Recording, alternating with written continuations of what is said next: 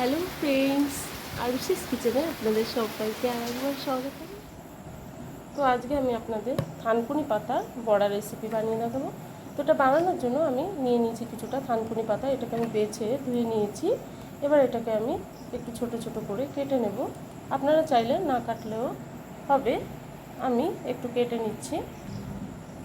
তো ফ্রেন্ডস, আমি থানকুনি পাতাটাকে এভাবে একটু ছোট করে কেটে নিয়েছি, খুব বেশি কুচি কুচি করিনি। এবার এর ভেতরে দিয়ে দেব একটু কাঁচা লঙ্কা কুচি। আপনারা পাতার পরিমাণ অনুযায়ী কাঁচা লঙ্কাটা দেবেন এবং দিয়ে দেব কিছুটা পরিমাণে নুন। আমি এখানে ছোট চামচের প্রায় 1.5 চামচ পরিমাণে নুনটা দিয়ে দিলাম। দিয়ে দেব বেসন। আমি এখানে প্রায় 5 চামচ পরিমাণে বেসন দেব এবং দিয়ে দেব কর্নফ্লাওয়ার। আমি প্রায় 3 চামচ পরিমাণে কর্নফ্লাওয়ার দিলাম এবং দিয়ে দেব কিছুটা চালের গুঁড়ি। আপনাদের কাছে চালের গুঁড়ি না থাকলে আপনারা এর পরিবর্তে সুজিও ব্যবহার করতে পারেন। তো আমি উঁচু 2.5 চামচ চালের গুঁড়ি দিলাম এবং দিয়ে দেবো কিছুটা চিনি প্রায় 1/2 চামচ পরিমাণে আমি দিলাম। দিয়ে দিলাম একটু কালো জিরে। কালো জিরেটা অপশনাল, আপনারা চাইলে দিতেও পারেন, নাও দিতে পারেন। এবার আমি সমস্ত উপকরণ পাতার সঙ্গে এভাবে মেখে নেব।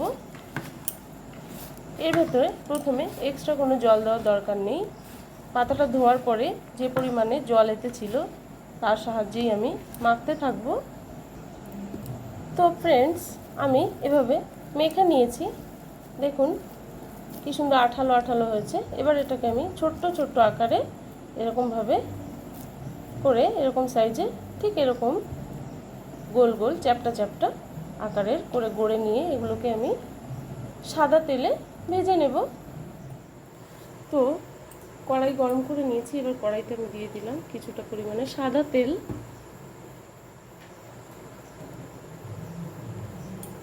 তো আমি বড়াগুলোকে এবার কড়াইতে দিয়ে দিলাম একে একে। থানকুনি পাতার উপকারিতা আমরা কম বেশি সবাই জানি।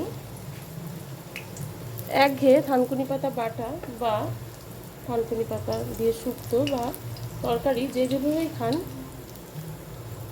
ভালো লাগে না, একটা না একই রকম।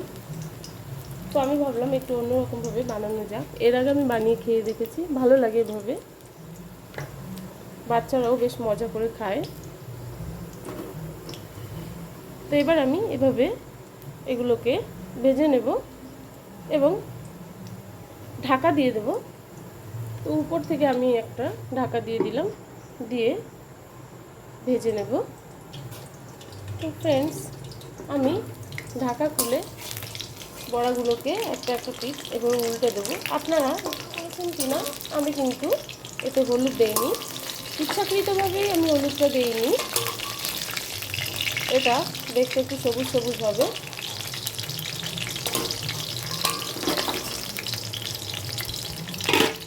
তো বড়াগুলো একটা সাইড দেখুন হয়ে গেছে।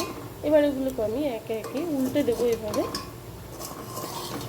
একে একে সমস্ত বড়াগুলোকে উল্টে দেব। এটা গরম গরম ডাল ভাতের সঙ্গে কিন্তু খেতে খুব ভালো লাগবে।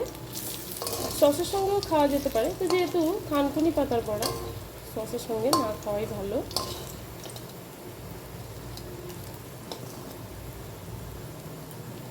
কারণ এর একটা নিজস্ব গুণাগুণ আছে, থানকুনি পাতা সসের সঙ্গে খেলে সেই গুণাগুণটা কমে যাবে, জন্যই বলা। তো ফ্রেন্ডস, এবার আমি এগুলোকে পরিবেশন করব আপনাদের সামনে। তো ফ্রেন্ডস, আমার থানকুনি পাতার বড়া রেসিপিটি একদম রেডি হয়ে গেছে।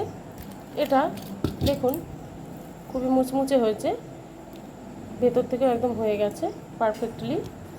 এটা কিন্তু খেতে খুবই ভালো হবে। আপনারা এভাবে চাইলে বাড়িতে বানিয়ে দেখতে পারেন এবং সবাইকে খাইয়ে খুশি করতে পারেন। তো ফ্রেন্ডস, আমার আজকের এই ঝটপট হেলদি রেসিপি আপনাদের যদি ভালো লেগে থাকে তো প্লিজ একটা লাইক কমেন্ট করবেন এবং আমার রেসিপিটি বেশি বেশি করে শেয়ার করবেন। আর যারা নতুন আছেন আমার চ্যানেলটিতে প্লিজ তারা একটু সাবস্ক্রাইব করে দেবেন। দেখা হচ্ছে পরবর্তী ভিডিওতে। Thank you.